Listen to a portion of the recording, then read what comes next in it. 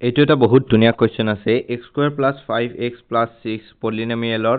মূল অৰ্থাৎ ৰুট কেইটা আৰু কি কি অৰ্থাৎ কেইটা বুজিলে যদি আমি কওঁ যেহেতু এইটো দ্বিঘাত আমাৰ পলিমান হয় গতিকে পলিমানৰ মাত্ৰাটো যেহেতু 2 হয় গতিকে ইয়াৰ আমাৰ সলিউশন থাকিব দুটা সলিউশন থাকিব আৰু ইয়াৰ আমি সলিউশন দুটা উলিয়াবলৈ আমি পোনপ্ৰথমতে মিডল টাৰ্ম স্প্লিট এইটো আমাৰ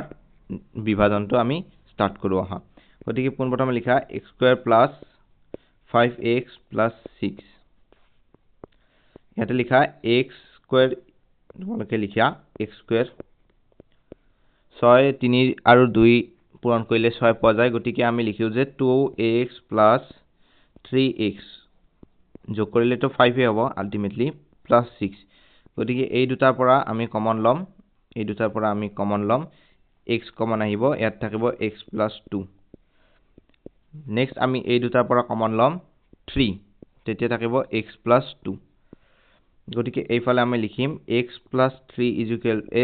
3 into x minus 2 x plus 2